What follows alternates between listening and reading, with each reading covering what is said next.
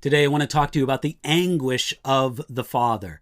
I'm going to read to you 2 Samuel chapter 18, verse 33, where we read, "Then the king was deeply moved and went up to the chamber over the gate and wept. And as he went, he said thus, 'Oh, my son Absalom, my son Absalom, if only I had died in your place. O Absalom, my son, my son.'"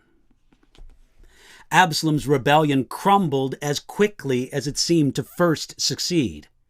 After the immediate victory of forcing his father, King David, out of Jerusalem, he listened to bad advice and refused to quickly follow up on the initial successes. He waited until an army was gathered and he could lead the army, and when he led the army into battle, they were quickly defeated. Though David gave precise orders that Absalom was to be captured alive, Joab, a military man long associated with David, nevertheless killed a helpless, surrendered Absalom. Our verse for today describes David's reaction to hearing the news of Absalom's death. We read first that the king was deeply moved. The Hebrew idea of deeply moved implies a violent trembling of the body. David felt completely undone at hearing the news of Absalom's death.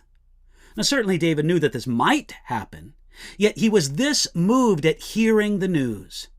We can understand David's strong reaction by understanding in part that David was so deeply moved because he knew that he had supplied the soil that this tragedy grew from. Number one, the soil came from David's indulgent parenting. He found it difficult to say no to Absalom, so the son grew up thinking that he was entitled to having everything he wanted.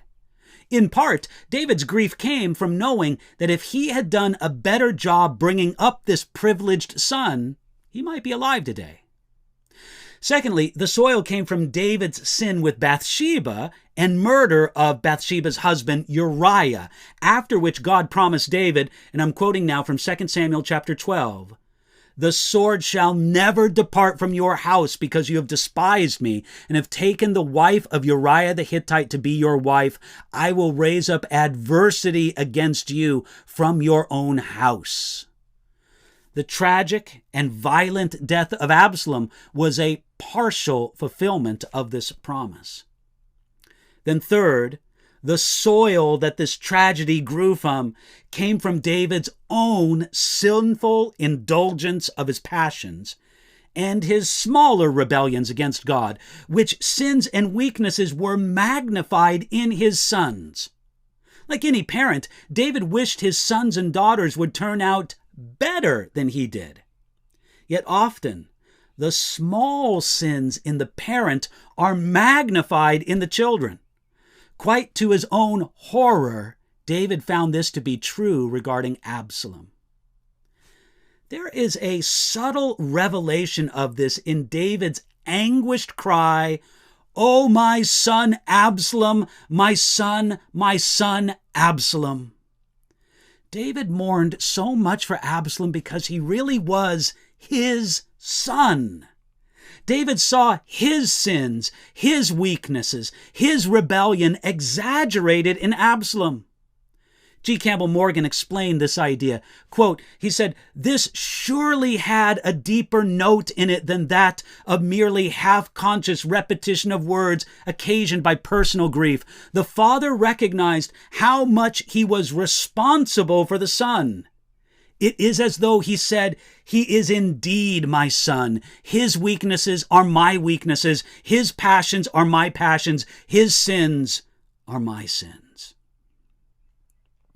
David carried this sense of identification with Absalom to the point where he said, "If only I had died in your place."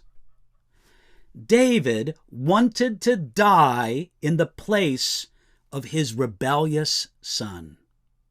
What David could not do, Jesus did by dying in the place of rebellious sinners. This is the cry of God's heart, to restore rebels by dying in their place. So today, thank God that he did for his rebellious children what David only wished that he could do.